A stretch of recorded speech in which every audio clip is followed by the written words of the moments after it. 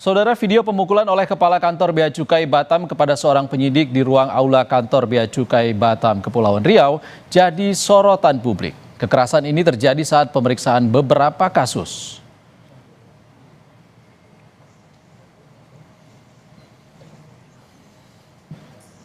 Inilah rekaman CCTV yang beredar luas di media sosial saat terjadinya dugaan tindak kekerasan oleh Kepala Kantor Bea Cukai Batam terhadap seorang bawahannya di ruang aula Kantor Bea Cukai Batam. Dalam video ini, keduanya sempat mengobrol. Namun seketika pelaku melayangkan pukulan ke arah kepala hingga perut korban. Kepala Bidang Bimbingan Kepatuhan dan Layanan Informasi Bea Cukai Batam menegaskan peristiwa di dalam video bukan penganiayaan, melainkan pembinaan disiplin terhadap seorang penyidik yang tidak patuh dengan arahan kepala kantor.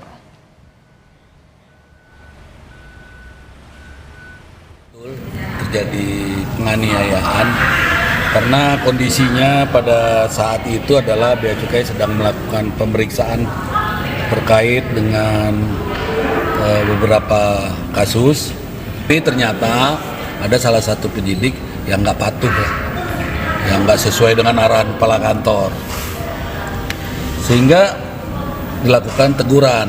Tegurannya memang agak keras, mungkin karena situasi yang lagi hektik ya, sehingga dilakukan teguran yang keras kepada yang bersangkutan.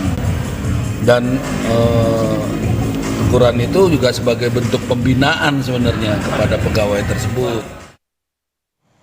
Kita ke sorotan lain, selebritas yang juga terdakwa kasus peredaran narkoba Ahmad Zoni menghadiri sidang secara offline.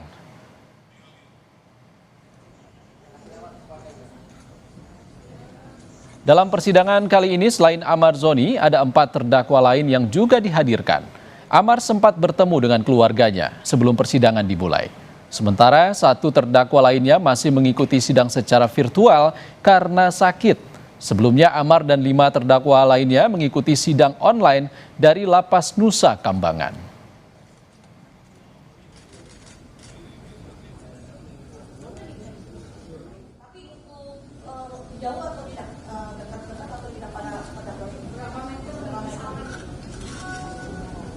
Lebih kurang 50 meter, 50 ke 100 lah.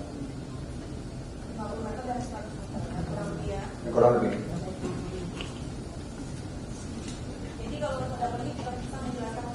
Saudara, Mahkamah Konstitusi mengabulkan sebagian gugatan yang diajukan sejumlah musisi, diantaranya Raisa, Ariel Noah, dan Lesti Kejora terkait hak cipta. Punya lagu ciptaan sendiri tidak?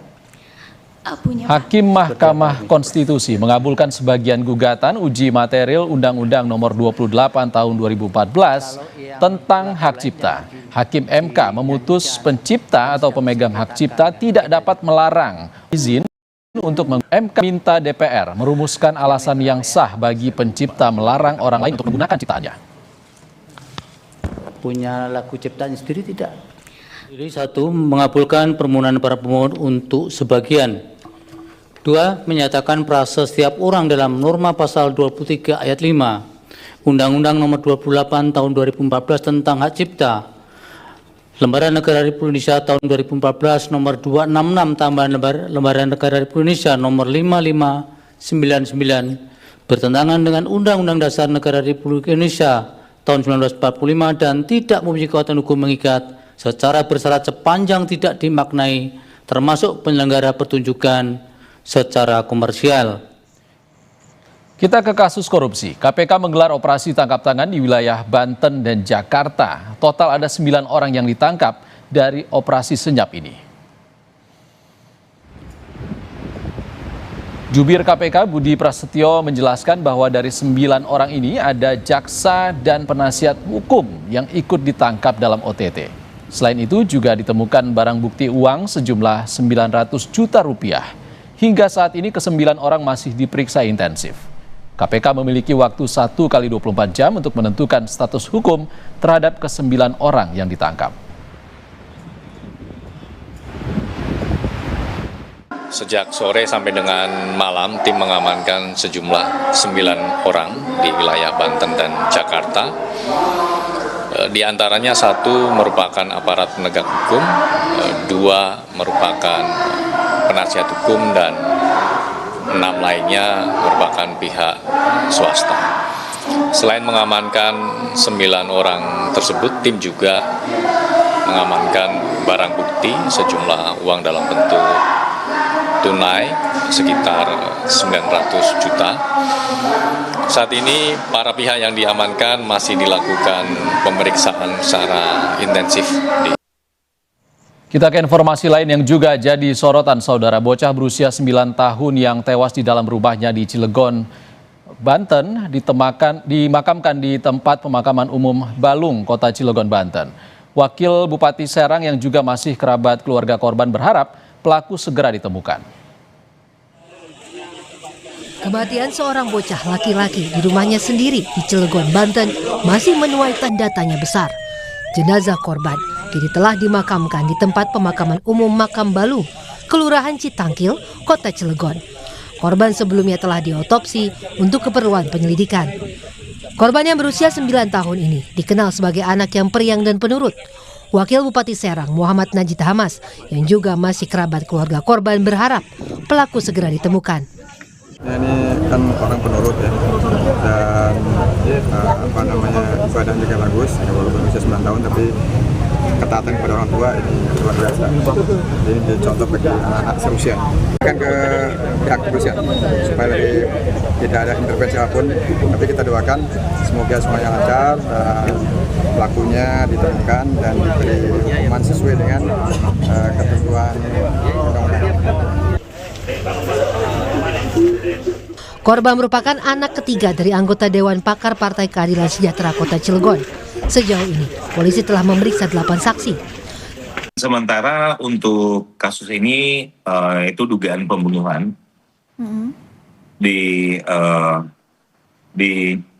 Dapat dilihat dari bagaimana keadaan korban di rumah sakit.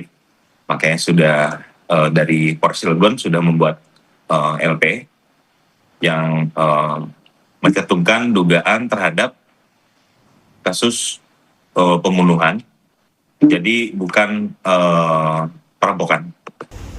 Sebelumnya, korban ditemukan dalam kondisi mengenaskan di dalam rumahnya. Polisi mengerahkan 2 anjing pelacak untuk membantu penyelidikan. Suherdi, Kompas TV, Serang, Banten.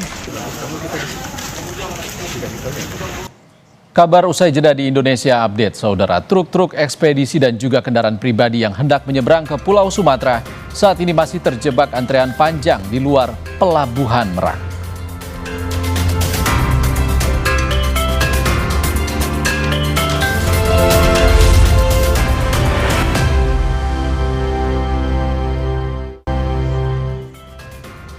Anda kembali di Indonesia Update, saudara. Truk-truk ekspedisi dan juga kendaraan pribadi yang hendak menyeberang ke Pulau Sumatera saat ini masih terjebak antrean panjang di luar Pelabuhan Merak. Guna mengurai kemacetan, pengelola jasa angkutan penyeberangan PT SDP Indonesia Ferry cabang Merak mengoperasikan sebanyak 29 kapal di 7 dermaga. Antrean panjang kendaraan hingga di jalur Cikuasa atas mencapai 2 km dari pintu masuk Pelabuhan Merak. Hal ini karena cuaca buruk yang turut berdampak pada perairan Selat Sunda mengakibatkan gelombang tinggi dan angin kencang di kawasan Pelabuhan Merak. Untuk menghindari kemacetan di jalur arteri, petugas kepolisian lalu lintas Polres Cilegon mengalihkan arus kendaraan yang berada di persimpangan jalur pertigaan Gerem setelah keluar dari gerbang tol Merak. Sementara petugas juga memasukkan kendaraan pribadi ke dalam antrean truk di jalur Cikuasa atas akibat tidak cukupnya kantong parkir yang berada di dalam pelabuhan.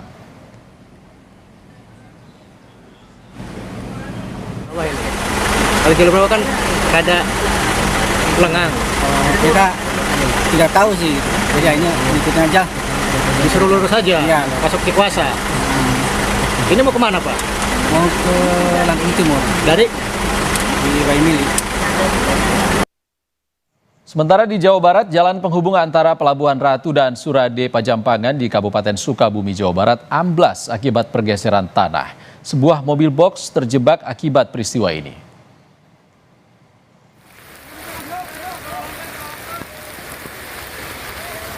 Diguyur hujan deras selama beberapa hari, sebuah jalan raya nasional di Kabupaten Sukabumi, Jawa Barat mengalami amblas hingga tidak bisa dilalui kendaraan roda 2 maupun roda 4. Jalan nasional Kiara 2 Bagabagan yang berada di wilayah Kampung Cimapak, Desa Loji, Kecamatan Simpenan, saat ini rusak dan turun sedalam 2 meter.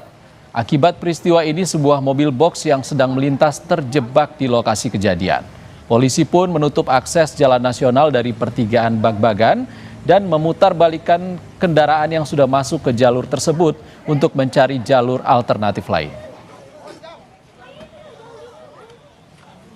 Kami mengimbau kepada pengguna jalan, baik kendaraan roda 2 maupun roda 4 yang akan melintas ke jalur Simpenan, Jalan Nasional Kiara 2 Bagbagan ini agar menggunakan alternatif lain.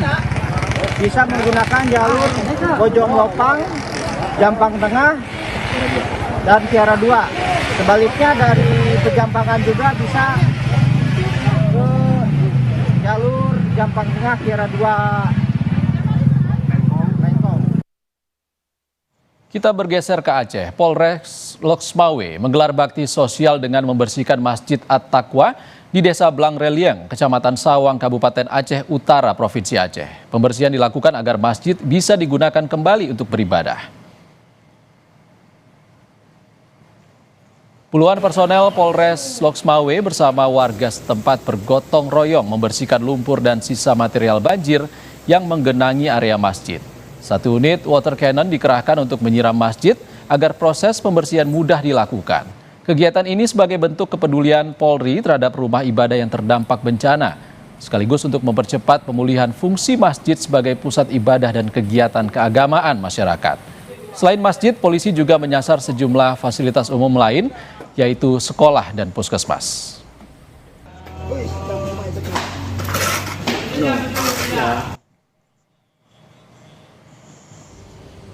Sementara itu, bantuan logistik untuk penyintas bencana terus bertambah baik dari warga lokal maupun dari luar Aceh. Tak hanya makanan siap saji, air mineral atau beras, peralatan tidur maupun peralatan mandi juga mulai masuk untuk diberikan kepada penyintas bencana. Tenaga medis dan obat-obatan juga diterbangkan ke wilayah Aceh Tengah, diantaranya Bener Meriah, Aceh Tengah, dan Gayo Luwes.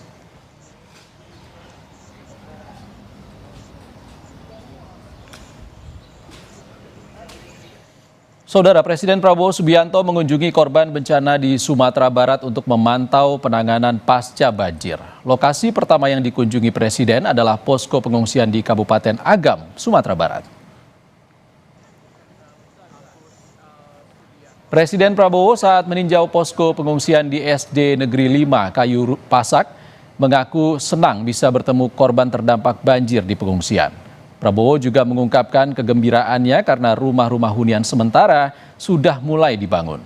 Prabowo meminta pembangunan hunian sementara selesai dalam sebulan agar nantinya para korban bencana di Agam sudah tidak perlu lagi tinggal di tenda. Setelah hunian sementara dibangun, Prabowo juga menegaskan pemerintah selanjutnya akan membangun hunian tetap untuk korban bencana di Sumatera. Ya, dan saya bersyukur keadaan sudah membaik, walaupun kita semua masih prihatin, tapi kita bekerja keras supaya segera memulihkan keadaan. Saya gembira sudah melihat rumah-rumah hunian sementara sudah mulai dibangun, bisa selesai hunian sementara sebulan supaya ibu-ibu, bapak-bapak semua sudah tidak perlu tinggal di tenda. Presiden Prabowo melanjutkan meninjau penanganan banjir dan longsor di Padang Pariaman, Sumatera Barat dengan mengecek jembatan Beli Mantuang. Prabowo juga mencoba menyeberangi jembatan, melihat kondisi sekitar. Jembatan dengan kerangka besi itu sudah bisa difungsikan untuk kendaraan motor dan mobil dengan tonase maksimal 2 ton.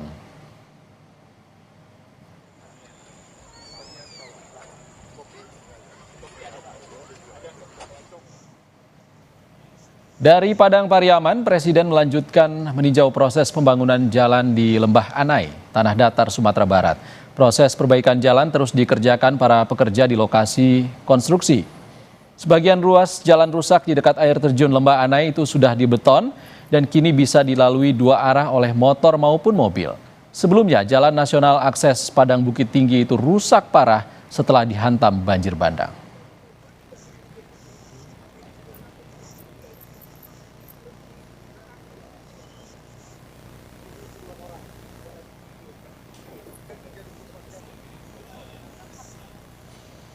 Saudara, di periode Nataru tahun ini, jumlah penumpang Bandara Internasional Juanda diperkirakan tembus 943.000 orang atau naik 4,12% jika dibandingkan tahun lalu.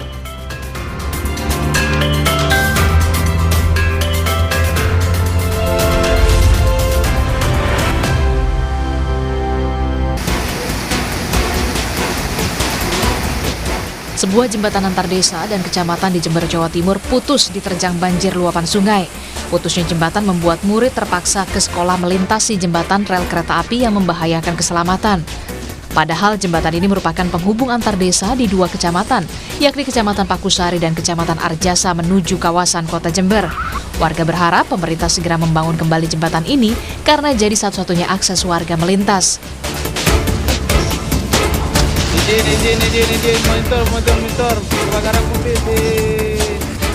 Minibus yang berisi 4 drum tangki bahan bakar minyak ludes terbakar di kawasan Taman Riadah, Kecamatan Banda Sakti, Kota Lok Sumawe, Aceh. Api dengan cepat membesar dan menghanguskan seluruh badan minibus usai melakukan pengisian bahan bakar di sebuah SPBU. Api berhasil dipadamkan 30 menit kemudian setelah 4 unit mobil pemadam kebakaran serta 1 unit mobil water cannon milik Polres Lok Sumawe dikerahkan ke lokasi. Polisi menemukan ada 10 hingga 15 tangki bahan bakar minyak berukuran sedang serta 2 drum tangki berukuran besar di dalam minibus yang terbakar.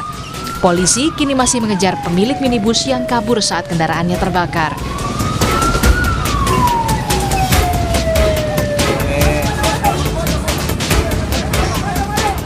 Diduga remblong, sebuah truk tronton menabrak 3 mobil dan 1 motor yang tengah berhenti di Kota Makassar, Sulawesi Selatan.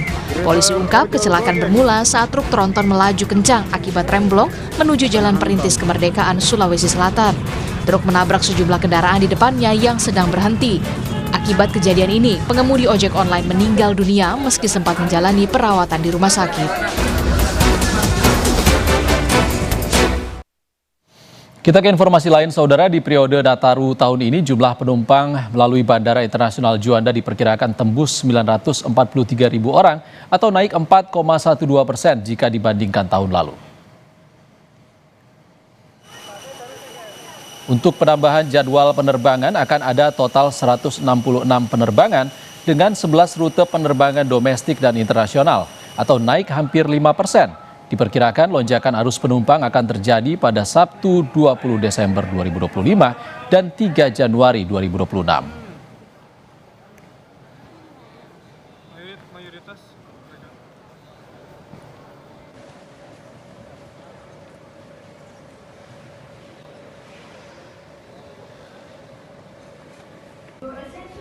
Prediksi puncak nanti di tanggal untuk keberangkatan di tanggal minggu depan Pak, hari Sabtu tanggal 20 itu prediksinya. Kemudian untuk yang prediksi kepulangan lah istilahnya harus balik itu sekitar di tanggal 3 Pak, 3 Januari nanti. Sementara di Surabaya, PT KAI Daob 8 Surabaya mengoperasikan 51 kereta api jarak jauh serta 7 kereta tambahan di libur Natal dan Tahun Baru. Ketujuh kereta tambahan ini mayoritas melayani perjalanan ke kota wisata seperti Yogyakarta, Banyuwangi, dan Bandung.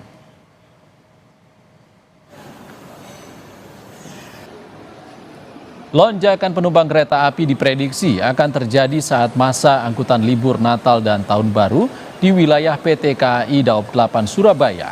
Sementara untuk mengantisipasi lonjakan penumpang, Daob 8 Surabaya mengoperasikan 7 kereta tambahan dengan berbagai kota tujuan. Selain 7 kereta tambahan, Daob 8 Surabaya juga mengoperasikan 51 kereta api jarak jauh reguler. Menurut manajer Humas PT KAI Daob 8 Surabaya, 7 kereta tambahan ini akan beroperasi selama 18 hari masa angkutan libur Nataru mulai 18 Desember 2025 hingga 4 Januari 2026.